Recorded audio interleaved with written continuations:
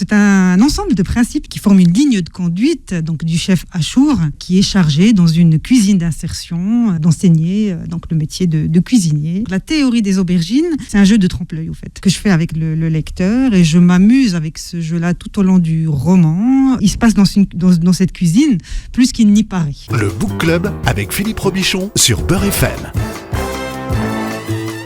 Le Book Club de Beurre FM, c'est l'émission qui parle des livres avec ceux qui les écrivent, à ceux qui les livrent. Bonjour, bienvenue, bon dimanche à tous. Je reçois Leïla Bassène aujourd'hui. Bienvenue Leïla. Merci. Merci de votre invitation. Avec beaucoup de plaisir, je vous attendais. Tiens, j'attendais votre deuxième roman avec impatience. Vous êtes romancière et fondatrice d'une association qui s'appelle Zitoun. Tout à fait. Qui œuvre au Maroc. Oui. Dans la région de Marrakech. Qu'est-ce que fait votre association ? Alors, c'est une association que j'ai fondée en 2009 et qui a pour principal objectif de donner des cours d'alphabétisation aux femmes. Maintenant, depuis 3 ou 4 ans, on donne aussi des cours d'alphabétisation aux hommes. Et nos activités se sont étendues à d'autres domaines, comme l'aide à la scolarisation des enfants, l'ouverture sur l'art, la culture, principalement au profit des jeunes. Vous publiez votre deuxième roman qui s'appelle La théorie des aubergines aux éditions Albin Michel. La théorie des aubergines, c'est un mode de division du travail. Écoutez, moi j'ai peur de tout dévoiler. Ou pas, non, vous n'avez pas tout dévoilé, mais ou pas. Écoutez, c'est un ensemble de principes, disons, qui forment une ligne de conduite donc du chef Achour, qui est chargé dans une cuisine d'insertion d'enseigner donc le métier de cuisinier. C'est quoi ? C'est l'entraide ? Si on devait définir j'aurais trop peur de tout dévoiler donc au lecteur, mais en vérité, donc la théorie des aubergines, c'est aussi un jeu qui se fait en trompe-l'œil. C'est un jeu de trompe-l'œil, au fait, que je fais avec le lecteur, et je m'amuse avec ce jeu-là tout au long du roman, puisqu'il se passe dans cette cuisine plus qu'il n'y paraît. Et les gens ne sont pas forcément ceux qu'on pense qu'ils sont. Parfaitement. Par exemple, le chef Achour. C'est ça. Bien. C'est l'histoire de Khadija Ben Abdelli Lali Lakbir. Faut se lancer pour le prononcer. Elle est devenue Khadija Ben pour travailler dans une agence de publicité.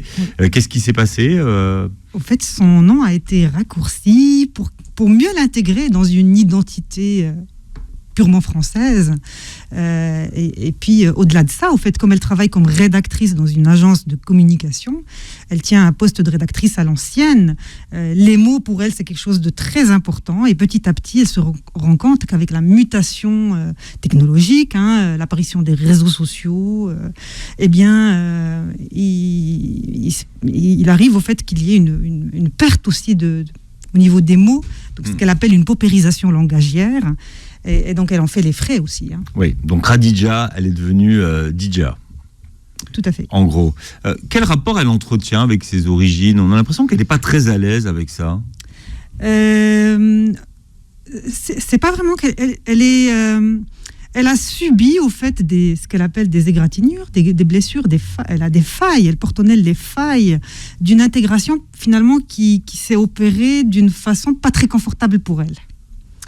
On peut même se demander si elle avait besoin de toutes ces démarches, au fait, qui étaient censées l'intégrer en tant que personne. Elle était bien dans ses baskets.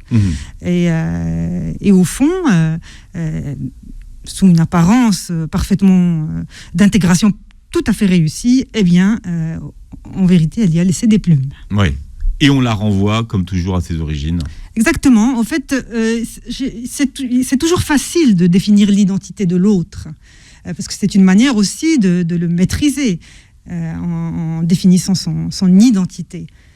Mais quand il s'agit de notre propre identité, on est tous face à la difficulté de la définir tant elle nous dépasse. Et c'est ce qui se passe avec non seulement Dija, mais avec tous les autres personnages. C'est-à-dire ce sont les autres qui leur renvoient une image d'eux-mêmes qui est très réductrice. Et ils sont bien au-delà de ce qui paraît de leur personne.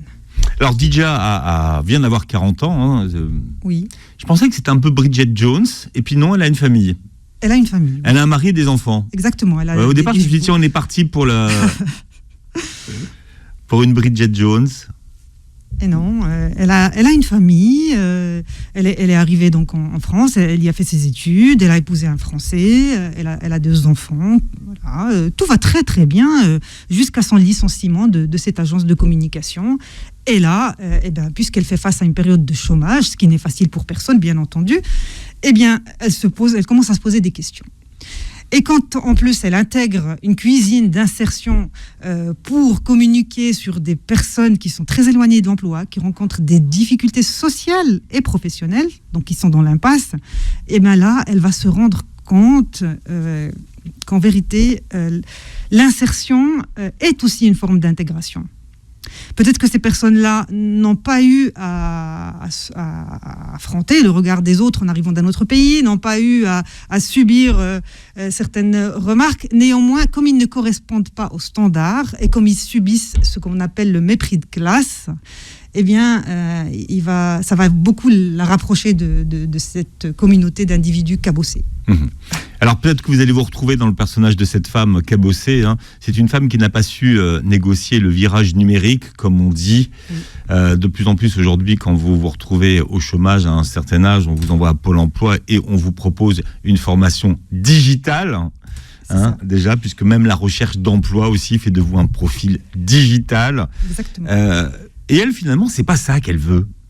Elle veut pas de ce lien virtuel. C'est pas son truc du tout. Elle sent pas qu'elle a pas négocié cette mutation. C'est parce qu'elle la voulait pas. Exactement, c'est quelque chose qu'elle revendique dès le départ. Elle le dit, niette le digital. Elle est vraiment allergique à tout ce qui est numérique, digital. Elle dit que ça apporte une paupérisation langagière et que c'est un danger pour la communication. Elle n'a pas tout à fait tort.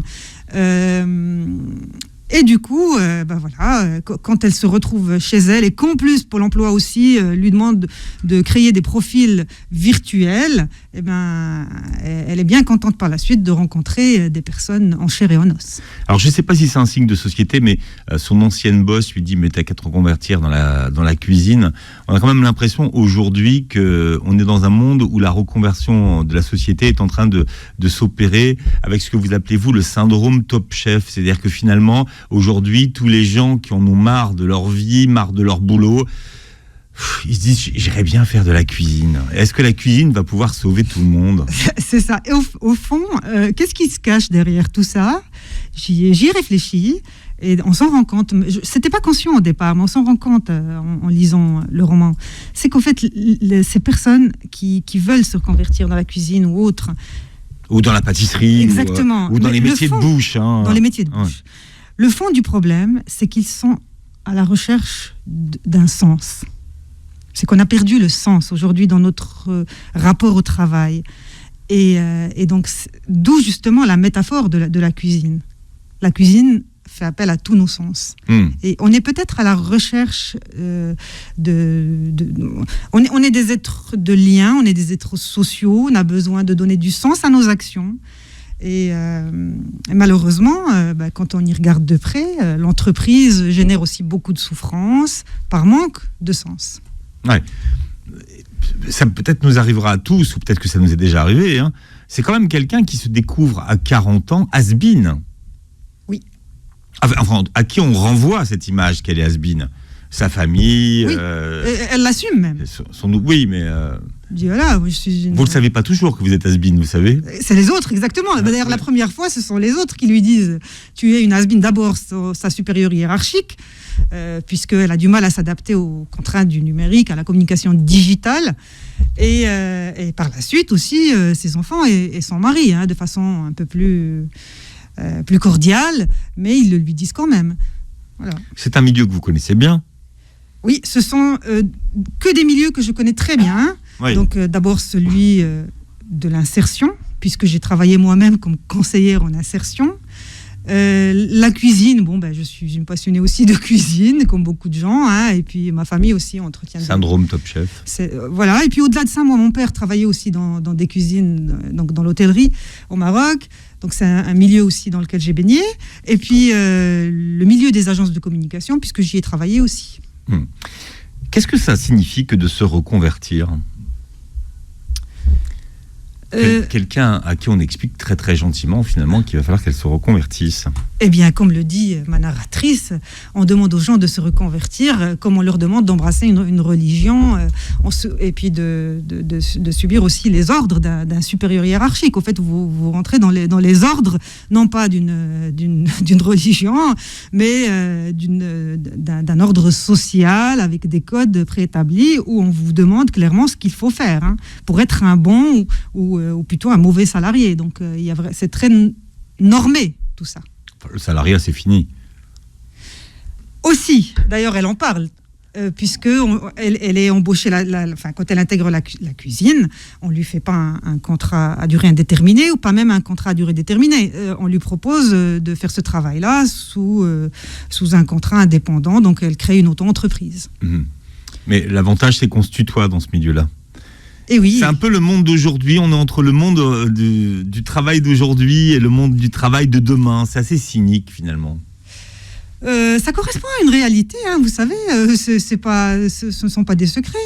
C'est-à-dire que l'auto-entreprise se développe, on demande de plus en plus aux salariés d'avoir un statut indépendant, voilà, trouver une manière de ne pas sceller un rapport durable avec l'entreprise. Les contrats à durée indéterminée, tout le monde le sait, sont une denrée de plus en plus rare. Donc c'est une mutation du marché du travail à laquelle il faut être très attentif. Et il faut être conscient de tout ça, il faut verbaliser justement, elle a raison de le dire, ma narratrice. Il se passe des choses. Attentif et préparé finalement. Oui, préparer ou alors faire les choix qui s'imposent en fonction aussi de ses aspirations personnelles. Voilà. Finalement, c'est pas une question d'âge, puisque sa mère, qui est quand même bien plus âgée qu'elle, est une geek, elle. Ah oui, elle s'est très très bien adaptée au numérique. Elle est sur tous les réseaux sociaux, elle sait y faire. C'est pas interdit d'ailleurs. Personnellement, je porte aucun jugement sur ça. C'est-à-dire qu'elle est beaucoup plus à l'aise avec tous ces outils qu'elle sait d'ailleurs utiliser à bon escient. Mais c'est pas une question d'âge, d'ailleurs que c'est peut-être une question de fibre, une question d'intérêt. C'est une question d'intérêt. C'est aussi, ça dépend aussi peut-être de notre rapport aux mots, au langage. Dija, elle, d'ailleurs, on le sent, au début, elle le dit, elle avait des aspirations purement littéraires. Elle se voyait écrivaine. Exactement, elle voulait faire dans la littérature la grande, et la voilà, comme elle dit, à écrivasser des brochures touristiques et des éditos d'hommes politiques. Ouais. Alors, il y a beaucoup de recettes dans votre livre, c'est le mois du Ramadan. Vous, par exemple, quelles sont les recettes que vous convoquez, Leïla, pour le mois de Ramadan ? Eh bien, elles sont présente dans ce livre-là. Je pense en particulier au briouat, donc c'est une spécialité marocaine qu'on fait donc à base de feuilles donc au Maroc, ce sont les feuilles de pastilla, et ailleurs, on fait avec des feuilles de briques qu'on trouve également en France. Ouais. Et le plus compliqué, c'est le pliage, au fait. Ce sont des samosas, non ? Justement, vous réagissez comme le personnage de Véronique. Je rigole, je vous taquine. Au Maroc, c'est briouettes. Ce sont les briouettes. Ouais. Et d'ailleurs, il y a un personnage, Véronique, qui dit non, ce sont des samoussas. Donc, tout dépend, en fait... de la région d'où on vient. C'est ça. Mais c'est un peu la même chose, finalement. Il y a quelques similitudes, on ne peut pas le nier. Mais ce n'est pas tout à fait la même chose, puisque peut-être que le pliage est identique. Néanmoins, la farce change. Et aussi, la feuille de brique n'est pas une feuille faite à base de riz. Voilà. Bien. Est-ce que vous convoquez pendant le mois du Ramadan, par exemple, le tagine de poulet citron frites ? Et oui, on sait très très bien que le mois de Ramadan, pour tous ceux qui sont issus du Maghreb, c'est un mois où on cuisine beaucoup, donc les tagines ont leur place sur les tables. Mais vous, par exemple, ce fameux tagine poulet citron frites, est-ce que c'est un tagine ? C'est quelque chose que j'adore personnellement, et d'ailleurs la recette m'a été transmise de ma mère. Qui elle-même la tient de sa maman. Donc, alors on partage pour tout le monde. C'est quoi le secret ? C'est du citron confit, C'est du citron confit qu'on trouve un peu partout, y compris en France, en grande surface. Et donc vous marinez d'abord votre poulet, vous préparez une sauce à base d'oignons, à base d'ail aussi, et puis il y a du citron confit également. Bon, vous n'allez pas vous en sortir comme ça. Et c'est quoi le secret de ce tagine ? Je dirais que c'est le dosage aussi des épices. Moi, personnellement, c'est le safran qui est l'épice, une épice que j'aime beaucoup et que j'utilise pour ce tagine-là en particulier. Autre tagine, le tagine boulette de viande épicée, par exemple. Oui, c'est un tagine, effectivement, parce que dans mon roman, Dija est en train de manger à un moment donné donc un tagine de boulette de viande, ce qu'on appelle au Maroc la kefta.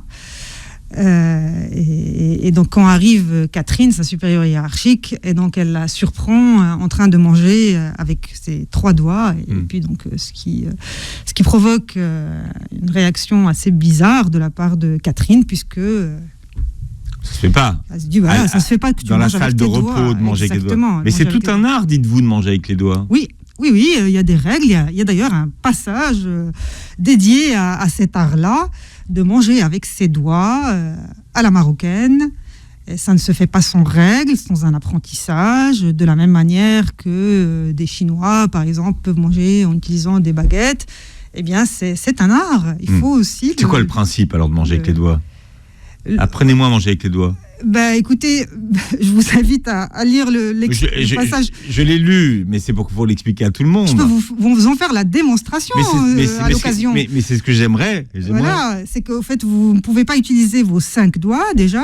Ça se fait avec la main droite en général, à moins que vous soyez gaucher. Oui, la main droite, oui. Voilà. Et c'est 3 doigts. Et ce sont les 3 doigts. Il y en a les 3 premiers, en fait. Les 3 premiers. Donc, à partir du pouce. À partir du pouce, voilà.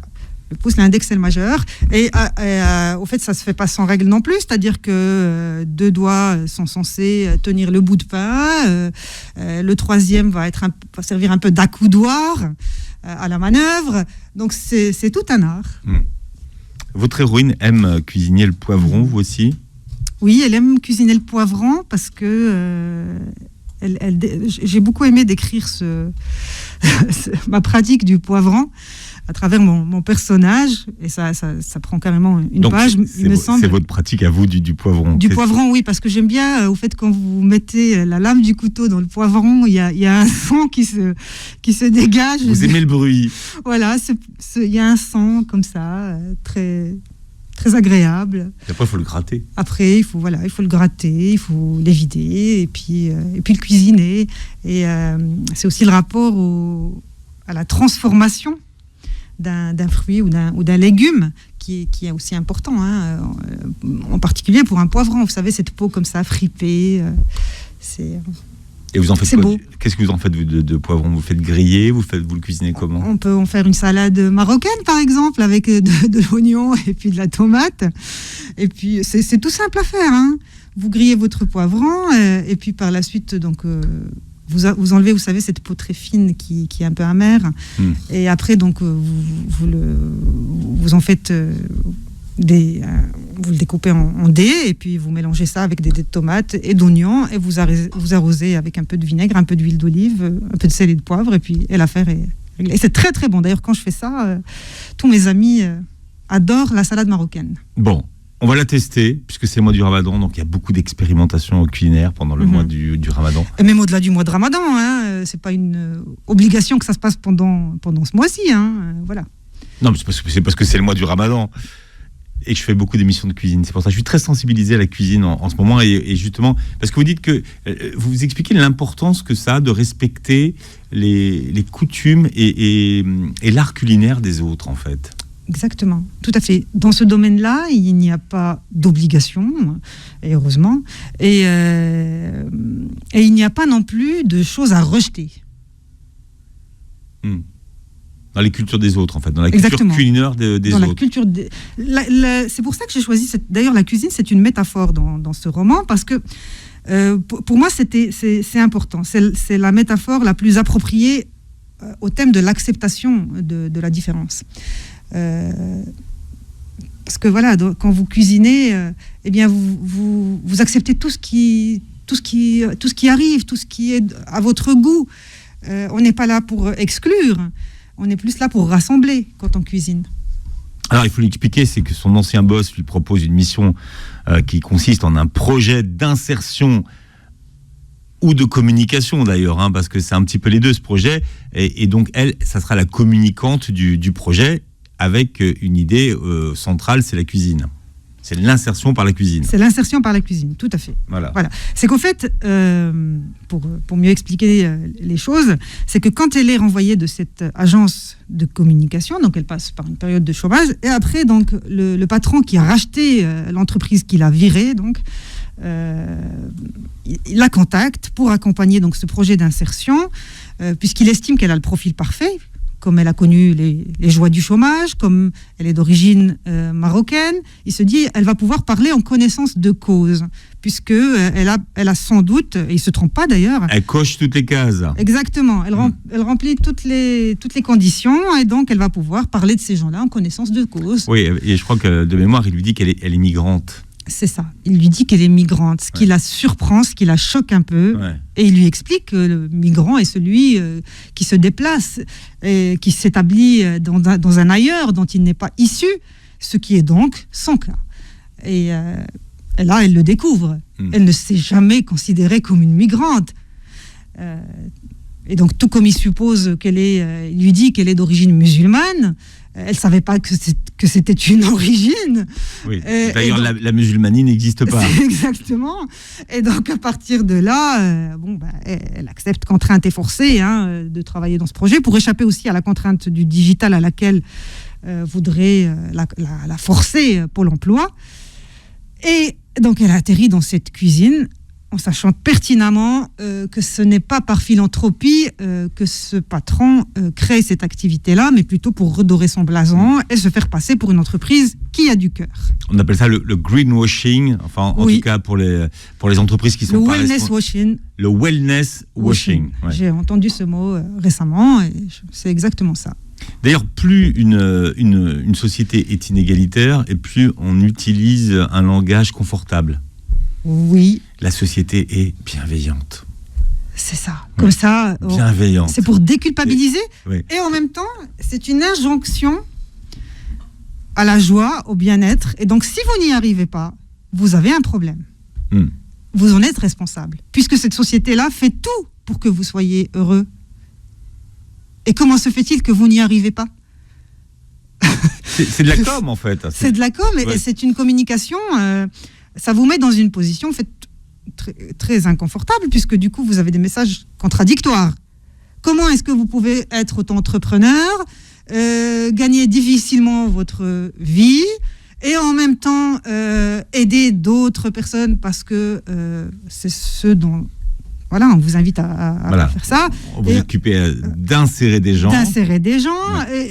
Et en plus, vous devez le faire avec le sourire et être heureux. Ça fait quand même beaucoup. Parce que, et puis ça rejoint aussi tout ce qu'elle a connu tout au long de sa carrière, parce que, comme elle le dit, elle occupait quand même différentes fonctions à la fois. Elle est cadre dans une agence de communication, elle est maman de 2 enfants, elle est épouse, donc elle a aussi un rôle en tant que femme, qu'amoureuse. Finalement, on sait peu de choses du mari, finalement. Et oui, parce que bon, après, c'est un choix aussi. Oui, non, mais c'est votre choix. Tout à fait, c'est mon choix, parce que voilà, j'ai voulu vraiment rester focalisée sur ce personnage-là aussi, et puis sur sa vision du monde et son rapport avec ce groupe, cette collectivité de personnes à insérer. Des personnes qui vont rejoindre donc l'opération d'insertion, des migrants. Exactement. Parmi eux, des migrants qui sont nés en France. Hein. C'est ironique. Et puis, on sait quand même, par bribes, aussi des choses sur son mari, qui est banquier. Et voilà. On en apprend aussi sur lui. Oui, mais c'est pour ça que finalement, on a l'impression qu'elle est obligée de travailler pour vivre. Alors que finalement, voilà, elle pourrait ne pas travailler. Elle pourrait rester à la maison. Et oui, mais comme elle le dit, on se sent toujours mieux dans les souliers de l'activité qu'en pantouflard du chômage. Ça, il ne faut pas croire. Hein. Vous savez, quand j'ai travaillé en tant que conseillère insertion, des personnes que j'accueillais, qui recherchaient réellement un travail, qui touchaient le RSA, faisaient le nécessaire dans la majorité des cas pour travailler, parce que c'est pas facile à supporter, hein, l'image que vous renvoie la société quand vous êtes en difficulté, que vous avez des soucis de santé ou un accident de vie qui vous a mis vraiment dans l'impasse, ou vous êtes à terre. C'est très très difficile de l'assumer aussi. C'est presque un roman de dev perso. Vous utilisez un terme qui est vraiment à la mode, qui fait partie de... C'est de la provocation, je sais. Voilà, mais écoutez, si ça peut faire du bien à certains, pourquoi pas. Néanmoins, c'est pas l'objectif du roman, bien entendu. Mais moi, on me dit souvent, c'est un roman optimiste. Mais l'optimisme n'est pas la naïveté. On peut dire les choses, l'optimisme. Moi, je dis, c'est le dernier recours aussi des perdants. C'est pas mal, ça. Parce que l'optimisme, c'est le dernier recours des perdants. Oui. Parce que finalement, elle a 40 ans, elle travaille dans une agence de pub, elle vient de perdre son travail, elle se retrouve donc dans la catégorie de ce qu'on appelle les losers. Oui. Voilà, c'est ce qu'on lui renvoie. C'est ça. Et puis du jour au lendemain, elle se retrouve sans téléphone, sans bureau, elle découvre l'importance que ça a d'avoir un lieu de travail. Oui. Même tous les jours, quand on va travailler, on se rend pas toujours compte de l'importance que toutes ces choses ont, finalement. C'est ça, c'est qu'au fait, il y a un attachement au statut, un attachement aux objets, un attachement aux personnes qui se fait parce que c'est naturel, c'est humain. Sauf que quand on la remercie, eh bien, il faut faire le deuil de tout ça. Tous ceux qui ont connu le chômage le savent. C'est un deuil à faire. Et donc, elle traverse... Et c'est violent, parce que la façon dont elle est débarquée du jour au lendemain, c'est très à l'américaine. Et oui, elle s'y attendait pas du tout. Et bien souvent, je pense, puisque j'ai travaillé dans ce domaine-là, je sais que... Vous avez des éléments de comparaison. Exactement, ouais. Oui. La violence que ça peut signifier d'être débarqué du jour au lendemain. C'est une violence, c'est un rejet. Quand vous êtes investi dans une entreprise et que vous êtes remercié après plusieurs années, eh bien, ça ne peut être que violent.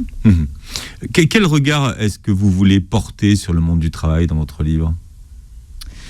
Plus qu'un regard, en fait, je restitue dans ce roman ce que j'ai pu observer, tout simplement.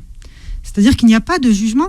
Et d'ailleurs, il n'y a pas le jugement de l'auteur, disons. C'est-à-dire que chaque personnage dans ce roman a sa propre vision aussi des choses, qui peut être différente de son voisin. Ils ont des parcours complètement différents en fonction des secteurs, de leur formation et puis de leur trajectoire. Il y a un personnage qui n'est pas vraiment un personnage dans votre livre. C'est un petit animal. Quelle est sa fonction à ce petit animal ?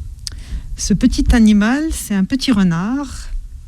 Et donc, quand ma narratrice, quand Dija, se retrouve chez elle, après avoir été licenciée, qu'elle traverse cette période de chômage, elle se retrouve chez elle un lundi. Donc, le roman commence comme ça. Elle se retrouve chez elle un lundi, ce qui est d'une grande violence quand on a toujours travaillé ou alors qu'on a été en vacances en famille. Et donc, on ne connaît pas cette solitude-là d'un lundi à la maison. Et petit à petit, elle s'attache à un animal. Et c'est aussi un moyen peut-être de montrer cette perte de sens. Elle était tellement dans un mouvement, dans un milieu du travail qui était très prenant. Elle occupait ses fonctions, comme elle le dit. Mais qu'elle n'aimait pas tellement. C'était pas un travail dont elle était super épanouie non plus. Faut pas rêver. À certaines périodes, si. Après, elle dit j'ai été heureuse à un moment donné dans ma fonction de... Mais la période d'amour, elle n'était plus là. Là, elle se retrouvait à faire des choses qu'elle n'aimait pas. Oui, puisqu'il y a cette digitalisation. Donc, tout numérique arrive et elle a du mal à s'y faire. On lui demande des textes de plus en plus courts et voilà. Elle ne s'adapte pas à cette contrainte-là.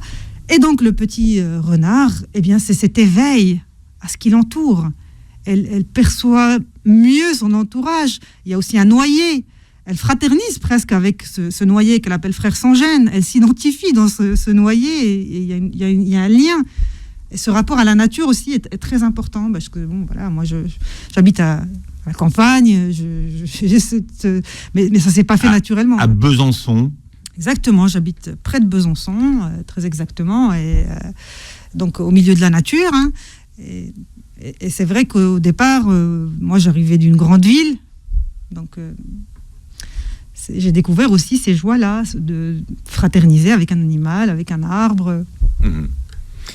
Quand on habite Besançon et qu'on est un auteur, finalement, est-ce que c'est quelque chose qui freine votre carrière ? Alors que beaucoup de choses se passent à Paris, finalement. Écoutez, dans l'édition. Déjà, est-ce qu'on peut vraiment parler de carrière pour un écrivain ? Enfin, Je sais pas. Pour un écrivain, œuvre. Qu'est-ce que vous préférez, vous, comme œuvre? Oui, c'est un mot qui me convient. Après, l'écriture, c'est un travail. Le travail d'un écrivain, c'est d'écrire. Et c'est un travail qui se fait dans la solitude. En général, donc peu importe où vous êtes, vous pouvez. Moi, je peux écrire dans une grande ville, dans un studio, et je peux très bien écrire dans une grande maison à la campagne. C'est peu importe où je me trouve. J'écrivais quand j'étais au Maroc et j'écris aujourd'hui en France.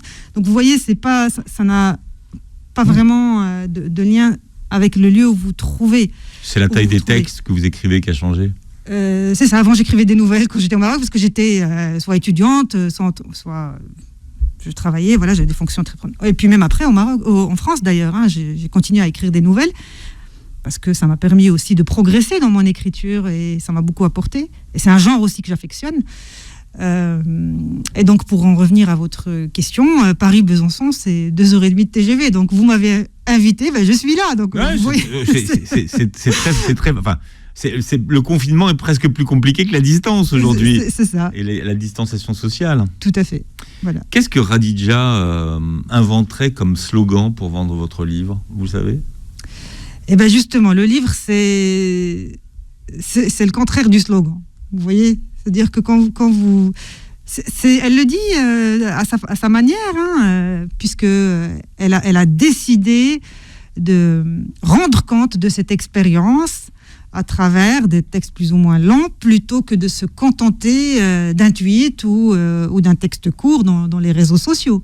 Donc elle ne peut pas vraiment rédiger un slogan pour... En 160 caractères, on devrait y arriver, non? Justement, c'est la taille d'un tweet, à peu près. Ouais. Elle échappe. Je suis pas sur Twitter, donc... comme ma narratrice, d'ailleurs. Voilà. Bon, moi, je suis sur Facebook, mais pas elle. Mais ça, c'est l'ancêtre des réseaux sociaux, presque. Ouais. Donc, pas de slogan. Elle n'aurait pas d'idée, même de mots de référencement pour que le livre remonte bien dans les pages de référencement. Eh ben justement, elle a eu beaucoup de mal avec les systèmes de référencement. Et voilà. Elle reste fidèle, au fait, à ses principes. Ah, on peut déroger, non? La question des principes est intéressante. Ça peut évoluer, les principes, non? Bien sûr, d'ailleurs, elle nous en fait même la démonstration. Elle le revendique quelque part. Mais sur ces aspects-là, elle reste quand même cohérente. Vous venez d'être primé et vous venez de recevoir le prix du livre européen et méditerranéen, prix Paul Balta 2020, pour votre premier roman qui s'appelait Le ciel sous nos pas et pour lequel vous étiez venu. Qu'est-ce que ça fait de recevoir un prix? Est-ce que vous êtes sensible à ce style d'honneur ou pas du tout? Pour vous répondre en toute franchise, quand j'écris, je ne pense absolument pas au prix, de la même manière que je ne suis jamais tout à fait sûre de la publication du texte que je suis en train de l'écrire. Je l'écris parce que c'est nécessaire pour moi. C'est un enjeu vital, c'est un enjeu d'équilibre, et donc je le fais. C'est-à-dire que vous ne signez pas un contrat d'édition avant en disant tiens, il faut que tu rendes ton texte J'ai pas ce genre de contrainte avec mon éditeur. Et d'ailleurs, mon premier roman, je l'ai envoyé par la poste. Et ça s'est fait comme ça. Donc après, une fois que le roman est publié, c'est rendre public. Le livre appartient aussi aux lecteurs. Et s'ils ont envie, s'ils estiment qu'il mérite d'être primé, qu'il a sa place sur une liste d'un prix, eh bien ça me réjouit. Voilà, ça me fait plaisir. Alors, l'insertion par l'activité économique, ça fonctionne ou pas? Ça, c'est l'expérience de Madame Insertion que je demande. Ça fonctionne ou pas? Alors, moi, dans mon expérience personnelle, j'étais tout simplement conseillère en insertion, pas dans une cuisine, mais donc ça, c'est de la fiction qui s'est ajoutée à ça. Parce que la mère Pôle emploi, elle n'est pas très sympa dans votre bouquin, franchement. Et oui. Elle est un peu tarte. Madame Pâquerette. Ouais, un peu tarte. Oui. Voilà. Mais ça fonctionne ou pas, alors? Disons que l'insertion par l'activité économique fonctionne. Ça, voilà, des sociologues, je pense, qui sont très spécialisés vraiment dans la question, vous diront que c'est une très bonne chose, et heureusement. C'est encore plus efficace que d'accompagner un demandeur d'emploi sans lui proposer de possibilités concrètes de travail, bien entendu, parce que là, en l'occurrence, vous lui donnez quand même un salaire, il a une activité, il vient tous les jours, et c'est censé le mener vers un emploi moins précaires en tout cas, ou voilà, à signer un CDI par exemple avec une entreprise. Bon, faut qu'on se prépare, les temps sont durs. Le monde du travail de demain est dur. Alors, le roman est optimiste, comme on l'a dit tout à l'heure. C'est-à-dire que justement, il nous donne peut-être avoir de nouvelles possibilités. Tout n'est pas noir, heureusement. Donc se réinventer. Il faut se réinventer, exactement. Et même le monde de l'entreprise se réinvente. Vous savez, il y a des scopes, il y a des nouvelles façons aussi de faire une entreprise et de créer son activité et d'exprimer aussi sa vocation et ses aspirations. Bon, on va se quitter avec une chanson de Gilbert Montagné. C'est pas tous les jours qu'on écoute Gilbert Montagné sur Beurre FM, que vous ressortez dans votre livre, Les Sunlight et des Tropiques. Oui, c'est la chanson euphorisante de Véronique, qui est donc un personnage qui a fait un burn-out et qui rejoint donc cette cuisine. Donc l'euphorie, c'est pour tout le monde. Merci de nous avoir écoutés. Bon dimanche. Vous réécoutez l'émission en podcast et vous regardez la vidéo sur la chaîne YouTube de Beurre FM.